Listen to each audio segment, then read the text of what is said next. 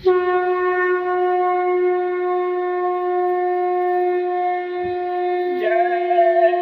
गुरुदेव, जय गुरुदेव।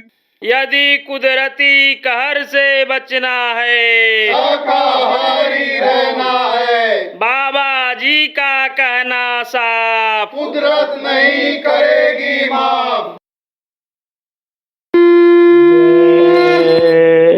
गुरुदेव।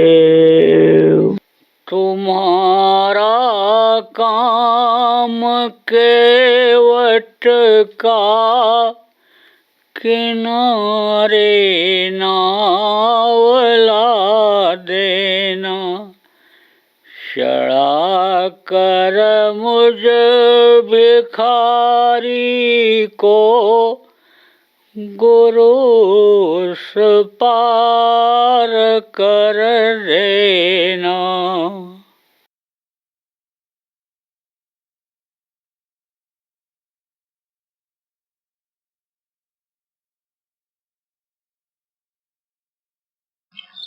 जय गुरुदेव। सर्वसमर्थ सर्वत्र स्मरणीय परम गुरु जी महाराज, उपस्थित सभी सत्संगी धर्म प्रेमी बच्चों एवं बच्चियों, गुरु महाराज की अपार दया मेहर हुई और आज 21 फरवरी 2021 को राउरकेला उड़ीसा के आप सभी प्रेमियों का सत्संग के माध्यम से दर्शन का अवसर मिला। आप लोगों के ऊपर भी उस परम पिता की महान अनुकंपा, कृपा जिसको कहते हैं, महान कृपा हुई कि आपको यह अवसर जीवन में मिला कि आप अपने व्यस्त जिंदगी, व्यस्त समय में से समय निकाल कर यहाँ सत्संग सुनने के लिए आए। कथा भागवत प्रवचन तो अक्सर आप सुनते रहते हो, लेकिन सत्संग आपको कम मिलता होगा, क्योंकि इस समय सत्संग कम होता है। पहले के समय में सत्संग ज्यादा होता था, जगह जगह पर सत्संग का कार्यक्रम होता था। संत महात्माओं के आश्रमों पर सत्संग सुनने के लिए लोग जाया करते थे। जब सत्संग मिलता था तब लोगों को हर तरह की जानकारी रहती थी, क्या खाया जाए, किस तरह से पहना जाए, किस तरह से रहा जाए, भाई भाई के साथ कैसा व्यवहार करे, पिता पुत्र के साथ कैसा बर्ताव करे, पति पत्नी का फर्ज क्या होता है, इन सारी चीजों की जानकारी तो होती ही थी।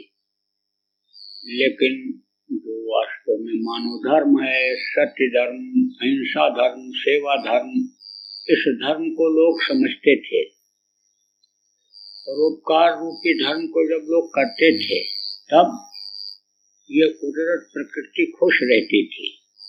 देवी देवताओं को खुश करने का तरीका जब लोगों को मालूम था, वेद मंत्र जब लोग पढ़ते थे और वेद मंत्रों के द्वारा देवताओं को आहुति देते थे, बुला करके आह्वान करके उनको कुछ खिलाते थे, जो उनका लिंग शरीर का भोजन है, सुगंधी जब उनको मिलता था तो खुश होकर के समय पर जाड़ा, समय पर गर्मी और समय पर बरसात किया करते थे। देखो प्रेमियों, सतयुग का इतिहास मिलता है कि एक बार लोग बोते थे और 27 बार काटते थे। बार बार खेत में रुपाई नहीं करनी पड़ती थी, बुआई नहीं करनी पड़ती थी, सिंचाई नहीं करनी पड़ती थी। जब जरूरत आती थी, पानी की जरूरत जब पड़ती थी, बादल आते थे और बरस जाया करते थे। आपको समझने की जरूरत है प्रेमियों कि जब त्रेता जब आया तो त्रेता में मांगना पड़ता था, मांगे भाई इतने जल रामचंद्र के राज, लेकिन सतयुग में मांगना भी नहीं पड़ता था। जब उस मालिक पर विश्वास हो जाता है और उसका दर्शन जब अंतर में आदमी को होने लगता है तो जो इच्छा की नहीं मनमाई और हरि प्रताप का दुर्लभ नहीं। आप समझो जैसे आप दाल बनाते हो तो उसमें पतीली में ही, भगोने में ही, कुकर में ही आप नमक डाल देते हो तो पूरे दाल में वो नमक फैल जाता है। ऐसे ही खाली इच्छा कर लेते थे कि हमारे यहाँ खाने के लिए अन्न आ जाए, अन्न की पैदावार हो जाए, तो उसी तरह से हो जाता था। जब दुनिया बनाने वाले को लोग समझ जाते थे, जब उस पर विश्वास हो जाता था, जो पैदा होने के पहले माँ के स्तन में दूध भर देता है, जब से अनुष्पानिक से जो सबका परवरिश करता है, विश्वास लोगों का हटा तो देखो कितनी मेहनत करनी पड़ती है, लेकिन फल उसका उतना दिखाई नहीं पड़ता है। देखो यह भी इतिहास मिलता है कि एक कमाता था, 10 खाते थे, अब 10 कमाते नहीं पूरा पड़ता है। आप देखो प्रेमियों कि कोई अपाहिज लूला लंगड़ा था ही नहीं। इतिहास उठा करके देख लो, सब सुंदर सब बेरु शरीरा, अल्पमृत तो नहीं कोनो पीरा। उम्र पूरी करने के बाद दुनिया संसार से लोग जाते थे, शरीर छोड़ते थे, लेकिन इस वक्त पर आप समझो किसी का कोई भरोसा नहीं है। बच्चा हो, जवान हो, बुढ़ा हो, पहले जवान और लड़के मरते ही नहीं थे। बुढ़ा जब शरीर हो जाता था, उम्र पूरी हो जाती थी, तब शरीर छोड़ते थे। आप देखो इस समय पर आदमी घर से निकले, कोई गारंटी नहीं है कि 2 घंटे के बाद घर में वापस ठीक ठाक आ जाएगा। अल्प मृत्यु यानी पहले नहीं होती थी। तो इन सब चीजों का कारण क्या था? कारण इन सब चीजों का यही था कि लोगों को सत्संग मिलता था, संतों से जुड़े रहते थे, उनके बताए रास्ते पर जब चलते थे, जैसा वो बताते थे उस तरह से आदमी खाता था, उस तरह से आदमी रहता था, उस तरह से एक दूसरे के साथ व्यवहार करता था। विचार अच्छे लोगों के थे, भावनाएं लोगों की अच्छी थी, त्याग और सेवा की भावना थी, लोग ईश्वरवादी थे। आप समझो जब ईश्वरवादी थे लोग और ईश्वर को, भगवान को याद करते थे, थोड़ा सा समय जब लोग 24 घंटे में से भगवान को, मालिक को, परमात्मा जिसको कहते हो, याद करने का जब निकालते थे, तो आज की तरह से घर घर में बीमारी नहीं थी, आज की तरह से घर घर में लड़ाई झगड़ा नहीं था, आज की तरह से वैमनस्यता ईर्ष्या द्वेष नहीं था, आज की तरह से मुकदमे नहीं चलते थे, आज की तरह से देखो लड़ाई झगड़ा ये सब जो होता है, जाति पांति का झगड़ा, भाई भतीजे का झगड़ा, भाषावाद का झगड़ा, एरियावाद का झगड़ा, ये सब कुछ नहीं था। बड़ी सुख और शांति थी। तो आप समझो क्या वो समय नहीं आ सकता है? अरे आखिर उस समय भी इंसान ही थे, आदमी ही थे, और हमारे आप जैसे ही वो लोग रहे। और उस समय ऐसा अगर था और वैसा ऐसा वातावरण उस समय पर था, आज भी आ सकता है। जानकारी हो जाए, उस रास्ते पर आदमी चलने लग जाए, तो कहा 4 पदार्थ है जग माही, कर्महीन नर पावत नहीं। जो कर्म नहीं करता है वो उसको नहीं मिलता। बाकी सारी चीजें तो यही हैं, स्वर्ग और वैकुंठ भी लोग कहते हैं यही है, दुख सुख भी यही है, सब कुछ है, तो कहाँ है? जहाँ आदमी खोज रहा है वहाँ नहीं है। आप ये समझो कि किसी ने कह दिया कि तुम उस तीर्थ स्थान पर चले जाओ, तुमको सुकून मिल जाएगा, शांति मिल जाएगी। पेड़ पर मत्था पटक दो, पौधे पर मत्था पटक दो, तुम देवता के मूर्ति के सामने बकरा काट कर चढ़ा दो, भैंसा काट कर चढ़ा दो, तुम्हारे घर में नोटों की बरसात होने लगेगी, तकलीफ तुम्हारी दूर हो जाएगी।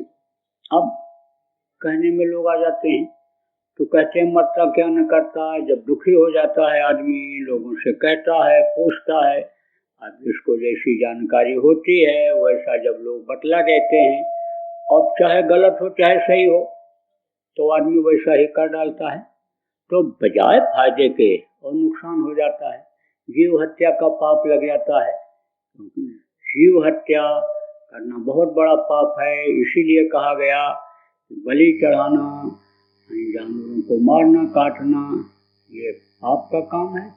क्योंकि जीवात्मा उसके अंदर भी रहती है। जो हमारे आप के अंदर जीवात्मा है वही जीवात्मा उसमें भी रहती है। यही जीवात्मा कौन सी? जो आपके शरीर को चला रही है, जो आपके शरीर का पालन पोषण सब करवा रही है। जीवात्मा ही मुख्य है। उसको इस बाहरी आंख से आप नहीं देख सकते हो। एक अंतर में आंख है जिसके लिए आपकी दिव्य दृष्टि, आत्मचक्षु, शिवनेत्र जिसको कहा गया, थर्ड आई जिसको कहा गया, सबके पास है। जब वो खुलता है, उस आंख से जब देखते हैं तब परमात्मा दिखाई पड़ता है। परमात्मा के अंश ये जीवात्मा तब दिखाई पड़ता है। पर्दा लगा है तो कैसे पता चलेगा? तो कर्मों का पर्दा लग गया। ये जो जीवन को मारा, काटा, खाया, मानो मंदिर को गंदा बना लिया, फल का पट लिया, अंदर में भर लिया, उसका पर्दा लग गया। अब वो पर्दा अगर हट जाए, कोई जानकार मिल जाए तो हटा दे तो अभी जीवात्मा दिखाई पड़ने लग जाए, अभी देवी देवता दिखाई पड़ने लग जाए, अभी स्वर्ग वैकुंठ जिसको कहते हो मनुष्य शरीर में अपने ही घर में दिखाई पड़ने लग जाए। घर में ही बैठ करके उसको देख सकते हो। दिन भर में कितनी बार देखो, दिन भर में कितनी बार उसको निहारो, तो आप समझो ये सब काम सब कर सकते हो। सारी चीजें यहाँ पर हैं, आपको कहीं जाने की जरूरत नहीं है। ये मानव तन जो आपको मिला है, इसका मतलब नहीं समझ पाए। अगर इसका मतलब आप समझ जाओ तो आप समझो इसी से सब कुछ आपको प्राप्त हो जाए। देखो, नंगा आदमी पैदा होता है, कुछ लेकर नहीं आता, कहते हैं नंगे पैदा हुए हो, नंगे करके भेज दिए जाओगे। तो नंगे करके कैसे भेजे जाते हो? कुछ नहीं रखते। जब शमशान घाट पर भेजना होता है, शरीर से सब कुछ उतार लेते हैं। नंगे पैदा हुए हो, कहते न कुछ लेकर आए हो न कुछ लेकर जाओगे। तो लेकर तो नहीं जा सकते हो, क्योंकि जिस रास्ते से ये जीवात्मा उतारी गई है उसी रास्ते से ये निकाली जाएगी। तो जब इसको देख नहीं सकते हो तो बाहर से देखने वाली आंखों से इन चीजों को कैसे ले जा सकते हो? ले तो नहीं जा सकते हो, लेकिन लेकर आए हो। क्या लेकर आए हो? चार पदार्थ का तलता के हाथ की मुट्ठी में। तलवा किसको कहते हैं? करतल। कर माने हाथ होता है, तल माने तलवा होता है। तो हाथ के तलवा में ऐसे लेकर आए, मुट्ठी में बांध कर आए। क्या क्या लाए? अर्थ, धर्म, काम और मोक्ष। अर्थ किसको कहते हैं? इस मनुष्य शरीर के पाने का अर्थ समझो, मतलब समझो कि खाने पीने मौज मस्ती के लिए ये नहीं बनाया गया। देखो, यही काम जो आज का इंसान कर रहा है, खाओ, बच्चा पैदा करो, दुनिया संसार से चले जाओ, यही काम देखो पशु और पक्षी भी करते हैं। तो आदमी और पशु पक्षी में अंतर क्या रह जाएगा? देवता जिस शरीर के लिए 24 घंटे तरसते हैं, नर समान ने कोनो देही, जीव चराचर जाचते हैं। तो ये अन्य समझो मनुष्य शरीर, देव दुर्लभ शरीर, सबसे श्रेष्ठ शरीर कैसे माना जाएगा? अगर वही काम आदमी भी करता रहेगा तो इसका मतलब समझो कि विषय वासनाओं के लिए, खाने पीने के लिए, मौज मस्ती के लिए ये मनुष्य शरीर नहीं मिला। ये किसके लिए मिला? जीवात्मा के कल्याण के लिए मिला। कि रहते रहते मनुष्य शरीर को, इस शरीर को चलाने वाली शक्ति जीवात्मा परमात्मा के अंश को उस परमात्मा तक पहुंचा दो। और अगर ये काम नहीं किया तो अंत दुखदाई। आखिर में देखो बड़ी तकलीफ होती है। मरते समय देखो हड्डी हड्डी चटकने लगती है, आँख की रोशनी खत्म हो जाती, कान से सुनाई नहीं पड़ता है। तब मरने वाला छटपटाता है, रोता है, चिल्लाता है। उस वक्त पर कोई भी मददगार नहीं होता। उस वक्त पर सारा धन दौलत रुपया पैसा पड़ा रहता है। रिश्तेदार, परिवार के लोग, घर के पद पोस्ट अच्छी पाने वाले लोग, जितने भी तंदुरुस्त बेटा लड़के होते हैं सब खड़े रहते हैं। आप ये समझो कोई मदद नहीं कर सकता। बड़ी पीड़ा, बड़ा दर्द। और इसी जीवात्मा को जो शरीर को चलाती है, पिशाच के शरीर में बंद कर देते हैं। जब शरीर छूट जाता है तो पिशाच के शरीर में बंद करते हैं यमराज के दूत, और ले जा करके यमराज के सामने खड़ा कर देते हैं। आज तो कोई भले कहो कि जो हम करते हैं उसको कोई देख नहीं रहा, लेकिन जिसको आप नहीं देख पा रहे हो वो आपके अच्छे और बुरे सबको 24 घंटा देख रहा है। उससे कोई चीज छिपी नहीं है, उसके पास सब नोट हो रहा है, उसके कंप्यूटर में सब फिट हो रहा है, उसको आप छिपा नहीं सकते हो। जब शरीर छूटेगा और उसको जब आप देखोगे, अभी तो इन बाहरी आंखों से उसको देख नहीं सकते हो, आपकी दिव्य दृष्टि तीसरी आंख खुल जाए, देखने लग जाओ तो सब पता चल जाएगा। अब उसको खोलने वाला कोई मिला नहीं, बताने वाला नहीं मिला, आपने कोशिश नहीं किया तो कैसे देख पाओगे। लेकिन आपके क्रियाकलाप को, सबको जितना भी है, सबके सब क्रियाकलाप को वो देखता रहता है बराबर, और उसके पास नोट होता रहता है।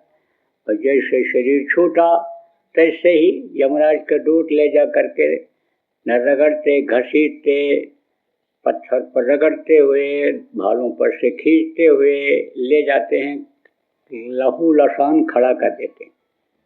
फिर तुरंत सजा बोल देता है और सजा मिलना शुरू हो जाता है।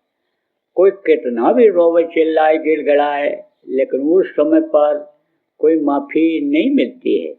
देखो प्रेमियों, माफी का समय मनुष्य शरीर में ही रहता है और पाप मनुष्य शरीर से ही होता है। तो जब मनुष्य शरीर से ही कर्म करते हैं कि हमारे पाप क्षमा हो जाएं, पाप खत्म हो जाए, और कोई जानकार मिलता है, बताता है कि तुम्हारे ऐसे पाप खत्म होंगे जो तुम्हारे जान अनजान के यानी जो कर्म हैं, पाप कर्म हैं, वो इस तरीके से खत्म होंगे, तब यह पाप कर्म करते हैं, और नहीं तो फिर पाप की सजा भोगनी पड़ती है। तो जब वो बोलेगा और दिखाएगा, जब कोई जिद करता है कि हमने कोई पाप नहीं किया, दिखा देता है, ये देखो बचपन से लेकर के और बुढ़ापे तक तुमने ये बुराइयां की, जब अपनी आंखों से देखता है जीव, तब वो माफी मांगता है, लेकिन माफी का वक्त उस समय खत्म हो जाता है। शरीर से ही माफी मांगने का समय होता है, वक्त होता है। आप ये समझो, फिर तो सजा मिल जाती है, बड़ी मार पड़ती है नरकों में। आप समझो, काटे जाते, सड़ाए जाते, गलाए जाते, तपाए जाते हैं। 42 प्रकार के नरक हैं, 1-2 दिन उसमें नहीं रहना पड़ता, लाखों करोड़ों वर्ष तक किसी किसी को रह जाना पड़ता है, वहां से छुटकारा मिलता है।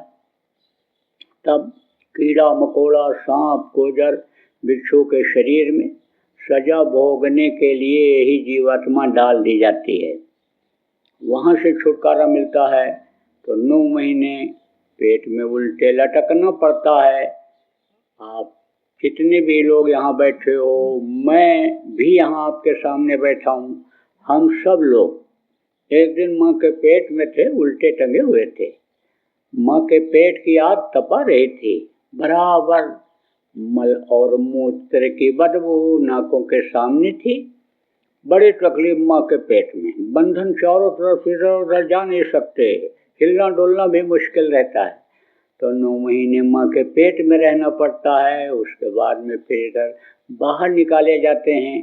अब बाहर मनुष्य शरीर भी मिल गया, लेकिन कोई रास्ता बताने वाला नहीं मिला, तो लौट लौट करके फिर इसी 84 में नरकों में आना जाना पड़ता है। तो प्रेमियों, कहने का मतलब यह है कि मनुष्य शरीर पाने का अर्थ समझो। और धर्म, अर्थ, धर्म, धर्म किसको कहते हैं? जीवात्मा की रक्षा करो, जीव का रक्षा करना, सबके अंदर जीवात्मा है, हर जीव की रक्षा करो, यानी दया करो। और असला काम मनुष्य शरीर पाने का क्या है? अर्थ धर्म काम, यानी असला काम क्या है कि इसको मुक्ति और मोक्ष दिला दो। मुक्ति और मोक्ष किसको कहते हैं? शमशान घाट की तरफ चले जाओ, कहीं कहीं लिखा रहता है मुक्ति धाम मोक्ष धाम। अब कोई मुर्दा जलाने के लिए जाए, 2 दिन लग जाए, कोई दिक्कत आ जाए, परेशानी आ जाए जलाने में, तो घर वापस लाता है? कभी नहीं लाता है, जला करके ही आता है। तो जहाँ से ये जीवात्मा वापस न लौटे इस दुख के संसार में, जन्मने मरने से अन्य समझो कि छुटकारा जब न मिले तो मुक्ति मोक्ष नहीं होता है। जन्मने मरने से छुटकारा मिल जाए, नरकों में जाने से छुटकारा मिल जाए तो वो मुक्ति और मोक्ष होता है। तो ये मुक्ति मोक्ष कब मिलेगा? कि जब उस परमात्मा के पास पहुंच जाएगी ये, जो सबका पिता, सबका सृजनहार, जो अन्न पिंड ब्रह्मांड सबका मालिक, जिसको संतों ने सत्पुरुष कहा, किसी ने अकाल पुरुष कहा, किसी ने सचखंड का मालिक कहा, तो उसके पास जब ये पहुंच जाएगी, यहाँ से जीवात्मा उतारी गई है, तब इसको मुक्ति और मोक्ष मिलेगा। तो वो मुक्ति मोक्ष का रास्ता कहाँ है? आपके राउरकेला में है कि जगन्नाथपुरी में है कि आपके अयोध्या में है कि आपके हरिद्वार में है, बद्रिका आश्रम में है कि आपके अन्य समझ लो कि द्वारिका में है कहाँ? इसी मनुष्य शरीर के अंदर ही है मुक्ति और मोक्ष का रास्ता। वो स्वामी जी महाराज ने कहा, साधन धाम मोक्ष कर द्वारा, अब पाए न जेब पर लोक संवारा। साधना का घर, पूजा का मंदिर है ये मनुष्य शरीर। अब आप ये समझो कहते हो भाई मनुष्य शरीर तो हमको मिला ही हुआ है, और हम पूजा पाठ भी करते हैं, मंदिरों में जाते हैं, हम दान पुण्य भी करते हैं, हम यानी समझो योग साधना भी कुछ लोग करते होंगे, कहोगे हम योग साधना भी करते हैं, लेकिन तकलीफ क्यों नहीं जा रही? जिस चीज की इच्छा करते हो वो इच्छा क्यों नहीं पूरी होती है? कारण यही है कि जिनकी भी आप पूजा उपासना करते हो, चाहे देवी मान के करते हो, चाहे देवता मान के करते हो, चाहे भगवान मान के करते हो, वो खुश नहीं होते हैं, वो आपके ऊपर सहाय नहीं लगते हैं, बल्कि और नाराज हो जाते हैं। क्यों? क्योंकि आप उनको जो पूजते हो, पूछते हो, उनसे प्रार्थना करते हो, वो जगह ही गंदी है। देखो ये मंदिर है, यहाँ बना तो है मिट्टी पत्थर का ही, आदमी ने ही बनाया। देवताओं की शिवलिंग, देवताओं की मूर्ति, मंदिर कौन बनाता है? आदमी बनाते हैं। बनाने वाला भी आदमी, स्थापित करने वाला भी आदमी, मान्यता देने वाला ही आदमी ही होता है। लेकिन श्रद्धा है, प्रेम है, तो यही मंदिरें फलदायी हो जाती हैं। भाव से जब उसको थोड़ी देर भी मंदिरों में याद कर लेते हैं तो कुछ न कुछ फल मिल जाता है। लेकिन जितना फल मिलता है उससे ज़्यादा शरीर से बुरे कर्म बन जाते हैं, तो फिर कितना भी दौड़ो और फिर उसका पूरा फल नहीं मिलता है, लाभ नहीं मिलता है। न शरीर को ही सुख मिल पाता है, जीवात्मा का ही कष्ट दूर हो पाता है, तो परेशानियां बराबर बनी रहती हैं। तो देखो प्रेमियों, मंदिर बना है और यहाँ कोई मुर्दा मांस ला करके डाल दे, पूजा करोगे? कोई नहीं पूजा करोगे। मुसलमान के मस्जिद में ले जाओ, अभी कोई चीज डाल दो गंदी चीज, तो इबादत करेगा? वहाँ नमाज पढ़ेगा? नहीं। ऐसे गुरुद्वारा में भी डाल दो तो वहाँ भी कोई ग्रंथ का पाठ नहीं करेगा। क्यों? कहेंगे जगह गंदी हो गई। ऐसे ही ये मानो मंदिर को जब गंदा करके वो आवाज़ अंदर से निकालोगे, उसके पास तक जाएगी वो आवाज़, तो अमूमन तो वो पहुँच नहीं पाएगी, पहुँच भी जाएगी तो वो आप ये समझो कि जैसे गंदी जगह से आप समझो गुजरते हो, कहीं जाते हो और समझो हवा चल रही है, तो हवा वही जो थोड़ी देर पहले आपको लग रही थी, खराब नहीं लग रही थी, गंदी जगह से जब जाने लगोगे तो वही हवा बदबूदार आपको गंदी हवा लगेगी। ऐसे ही गंदी जगह से जब आवाज़ भी जाएगी तो वो उनको भाएगा। आप समझो आपको किसी फुलवाड़ी में ले जाया जाए, बगीचे में ले जाया जाए जहाँ बहुत अच्छे अच्छे फूल लगे हैं, खुशबूदार फूल लगे हैं, कहोगे क्या मन को प्रसन्न कर दिया, खुश कर दिया, आप हमको यहाँ ले आए। लेकिन नरकों की तरफ ले जाया जाए, बदबूदार जगह पर ले जाया जाए तो खुश हो गए? नहीं खुश हो गए। आप समझो कि गंदा कैसे लोग कर लेते हैं, इस मानव मंदिर को गंदा कैसे कर लेते हैं। देखो जैसे आप ध्यान नहीं रखते हो तो आपको कालिख लग जाती है, आपको मिट्टी लग जाती है, आपको गोबर लग जाता है। आप धोते नहीं हो शरीर को, आप कपड़े को नहीं धोते हो तो गंदा हो जाता है। ऐसे ही अंतरात्मा गंदी हो जाती है। और जब अंदर से प्रार्थना करते हैं, अंदर की आवाज़ उस मालिक तक पहुंचती है, तड़प तब जगती है। और अंदर की आवाज़ जब लगती है तब वो रुक नहीं सकता है, तो वो तुरंत आ जाता है, दर्शन देता है, प्रकट हो जाता है। आप इसमें जो पढ़े लिखे लोग हो, कथा सुने होगे, कृष्ण कथा या पढ़े होगे, या आप इतिहास को जानते होगे, तो देखो द्रौपदी की शीर जब खींची जाने लगी, यानी उसको नंगा किया जाने लग गया, तो पहले तो अपने ऊपर पूरा भरोसा किए हुए थी, पैर से दबाया, हाथ से पकड़ी रही, फिर पैर से दबाया, फिर कोहनी से दबाया, फिर ऐसे ऐसे कर लिया। जब सारे अंग थक गए तब दांतों से दबाया ऐसे, लेकिन दांत भी थक गया। तब बोली, द्वारिकाधीश कृष्ण बचाओ। तो कृष्ण भग करके दौड़ करके आ गए, तुरंत खड़े हो गए और दुशासन को अन्य समझो कि वहां से थका दिया। चाहते तो मार देते, मारा नहीं उन्होंने। धारा तो दोनों थी उनके अंदर, काल की भी धारा थी और दयाल की भी धारा थी। धार दोनों थी, चाहते दोनों काम करते, दोनों काम किया महापुरुषों ने।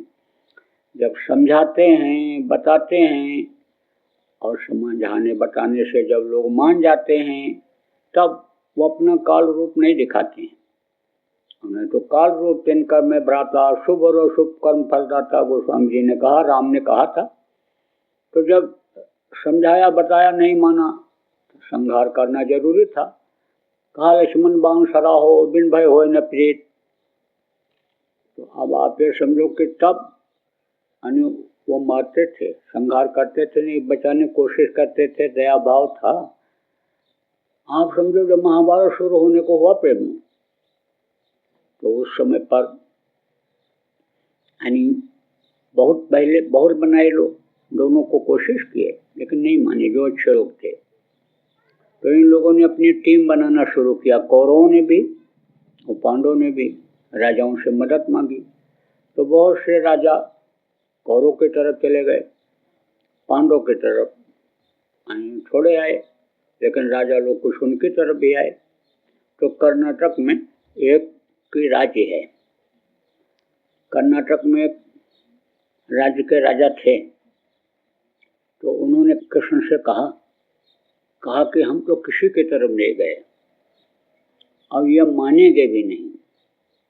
हमने भी समझाया, आपने भी समझाया, अब तो महाभारत होना ही होना है। तो कृष्ण से कहा, बताओ कि ये क्या भूखे मरेंगे? भूखे मरना तो बहुत बड़ा पाप होता है, तो इनको खिलाएगा कौन? इतनी फौज को, दोनों तरफ के फौज को खिलाएगा कौन? और कोई भंडारा ऐसा चल नहीं पाएगा कि जो इकट्ठा सबको खिला दे। तो ये कैसे लड़ाई लड़ पाएंगे? तो भूखे मर जाएंगे, फौज तो भूखी मर जाएगी दोनों तरफ की, क्योंकि वहाँ कोई आबादी रहेगी नहीं। बहुत बड़े बड़े मैदान हुआ करते थे उस समय, आबादी इतनी थी नहीं, तो मैदानों में लड़ाइयाँ होती थी। तो बोले कि ये खाएंगे क्या? तब तो उन्होंने उड़वी के राजा से कहा, उड़वी राज्य है कहाँ पर? कर्नाटक में। उड़वी के राजा से कहा आप जब ऐसा बोल रहे हो तो आपके दिमाग में ऐसी कोई बात होगी भी, आप सोच करके आए होगे। तो बोले, मैं दोनों तरफ के लोगों को खिलाऊंगा, चाहे वो कौरव की सेना हो चाहे पांडव की हो। तो खिलाने लगे, वो भंडारा चलने लग गया। लेकिन उस भंडारे की एक तारीफ थी, क्या कि बचता नहीं था भोजन, जितनी जरूरत थी उतना ही बनता था। तो जब महाभारत खत्म हो गया तब पूछा उनसे लोगों ने कि ये बताओ कि आपको पता कैसे लगता था कि कितने आदमी मर गए और कितने रह गए, आपको अंदाजा कैसे लगता था कि हमको बस इतने ही आदमियों का, बचे हुए लोगों का ही बनवाना है भोजन। तब उन्होंने कहा कृष्ण मूंगफली खाते थे, तो जब सोने लगते थे, सोने के लिए जाते थे, तो मैं वहीं रख देता था मूंगफली गिन करके। अब जितनी मूंगफली खाते थे उसका 50,000 में एक मूंगफली का मान लेता था कि इतने मरेंगे और इतने बचेंगे। तो टोटल पता लगा लिया था कितने हैं दोनों तरफ से, और उतना कम करके मैं बनवा देता था। तो कहने का मतलब यह है कि दया भाव कृष्ण के अंदर बहुत था। तो दया किया उन्होंने कि भाई ये हार जाए, दोनों काम हो जाए, लाठी भी न टूटे, सांप भी मर जाए, यानी काम हो जाए। कहते हैं, कहावत है ना कि लाठी भी बच जाए और सांप भी मर जाए, ऐसा उपाय करो। तो आप ये समझो ऐसा ही उपाय वो करते थे, ऐसा ही उपाय उन्होंने किया। देखो, कुदरत के बरखिलाफ यानी प्रकृति के प्रतिकूल, भगवान के नियम के खिलाफ कह लो, इस समय लोग बहुत काम कर रहे हैं, लेकिन अगर सबको वो मार ही दे, कुछ जान में कर रहे, कुछ अनजान में कर रहे हैं, अगर सबको वो मार ही दे तो ये सृष्टि कैसे चलेगी, यहाँ रह कौन जाएगा। इसीलिए समझाने के लिए, बताने के लिए वो परमात्मा महापुरुषों को, औतारिक शक्तियों को, सिद्ध पुरुषों को, संतों को इस धरती पर भेजा करता है। तो आप प्रेमियों समझो इस बात को कि मारा नहीं उन्होंने अपनी ताकत से, शक्ति से धोती भी बढ़ा दिया, और धोती खींचते खींचते दुशासन गिर गया, थक गया, तो गिर गया, बेहोश हो गया। तो द्रौपदी की लाज बच गई, नंगी होने से बच गई द्रौपदी सभा में। तो देखा द्रौपदी ने, जब सांस लिया कि लाज बच गई मेरी, तो देखा कि कृष्ण के पैर से खून बह रहा है, खून निकल रहा है। पलट करके देखा, कांटे चुभे हुए थे, कांटे। तब बोली कि आप जूता नहीं पहने, आप ऐसे पैदल चले आए, आपको जूता पहन करके आना चाहिए था। तब कृष्ण ने कहा कि तेरी करुण आवाज, यानी पीड़ा भरी हुई, दर्द भरी आवाज को सुन करके मुझे जूता पहनने का समय था। उस आवाज को सुन करके मैं दौड़ पड़ा।